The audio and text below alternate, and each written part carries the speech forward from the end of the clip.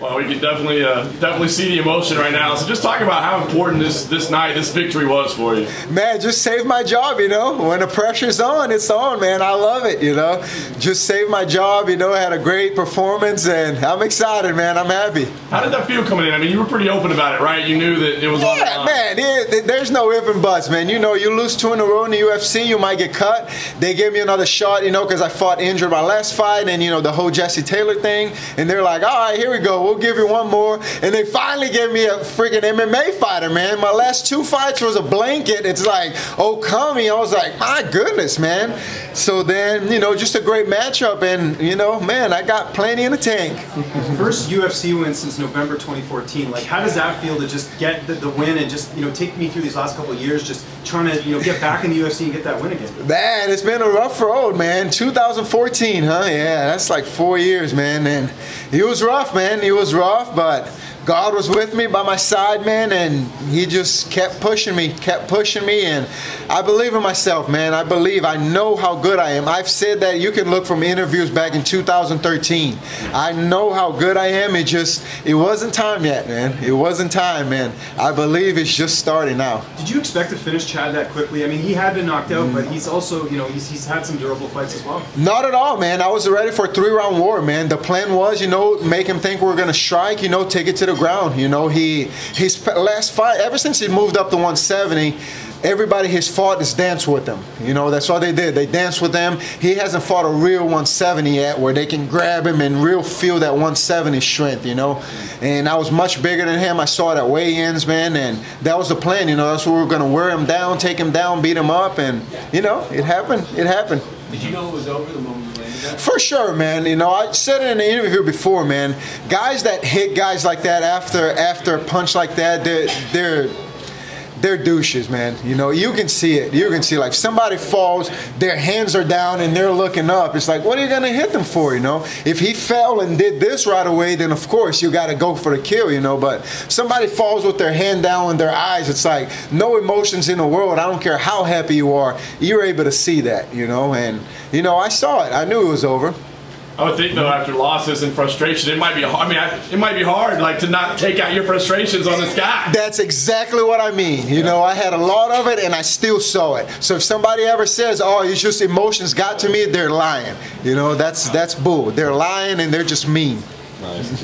What comes next for you? I mean, this was a huge step. You saved your job. What comes next? We'll see, man. I got a great manager, you know, Sean Shelby, then White. They do their job. I don't worry about things I can't control, you know. I am going to enjoy this win. Got Christmas coming up, New Year's, man. I have 3 kids. I just live day by day, man. Whatever comes my way, I'll be ready. Hey, Dhiego, over here, you know, your brother hasn't had a clean KO like that in a couple of years. Yeah. Finally. Bragging rights back to the gym. Oh, bragging rights, man. He's a jiu-jitsu guy now. His last fight was a submission, you know. He's a jiu-jitsu guy. I'm the KO guy now. You write that on the book, by the way. You know, Chad's from Ontario.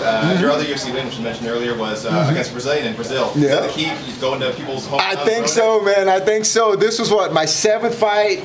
My 7th fight in Canada, but against the 5th Canadian, and I beat all of them. So, you know, just bring me back to Canada and let me fight a Canadian. I'll be all right.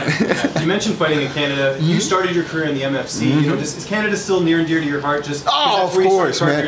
That was my first knockout was in Canada on TV. Yeah. You know, I fought Bill Frazier. Yeah. I was 3-0 at the time. That was my first knockout, and then Douglas won the belt in the main event. So he got submission that night and got a knockout that night. So man, it was amazing. You know, Canada. I just love Canada, man. It just feels home for MMA for us. It really does, man. When you tell my coach, "Oh, we're fighting Canada," he's like, "Yes!" You know, we just get excited because it's where we started, man. Everything started. We made a name for ourselves here, so it was awesome. Are you gonna call that GSP now? GSP, yeah, right? Yeah, man, that's a good one. You know, GSP, fight me in Canada, man, in Toronto, yeah. You're so happy right now, man. Like, you can just feel the energy coming from you. Like, did you miss this feeling? Man, I'm happy like this all the time. You can ask Sean, man. The guys from MMA Junkie, they interviewed me before. They're like, "Man, why are you so happy?" You know, I have nothing to worry about, man. I have big faith in God, and He takes care of all my problems. And I just live life and do good what's in God's eyes, and He'll repay you for it. And that's how I live every day, man. You won't catch me one day where I'm not smiling, unless I'm cutting weight. Then there's, you know, then millionaires. But I'm just a happy guy, man. That's how I live. This is how I am every day. Big celebration plans then? You're feeling good right now, Dhiego? So. Nah, just a burger, French fries, man. Right now, that's coming up pretty soon. You know, get a big old burger, some French fries, and enjoy some food for a week for sure.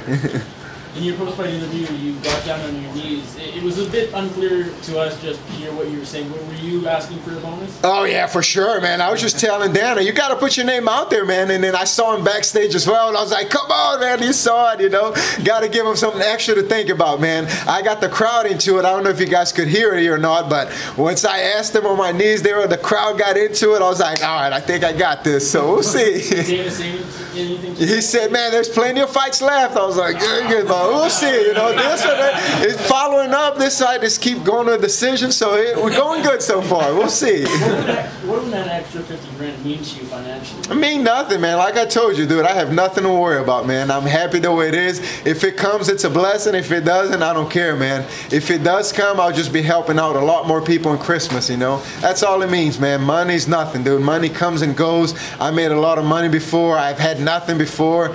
Doesn't bother me at all, man. I'm the same way, with it or without it, Do you know if anyone bet on this fight? Because I don't know if you saw it. You winning in round 1 was something like plus 1,300. No way! Oh man, I should have told my friend that. That's a good. I didn't know that, so that's crazy. What was the normal odds though? I mean, not that high usually. I mean, I think the odds of you beating him by knockout. Oh wow! Hey, hope somebody put up that money. Hey, send me a percentage. I'm kidding. That's good. Thank you, brother. Thank you. Cool. Thank you guys. Thank you, man.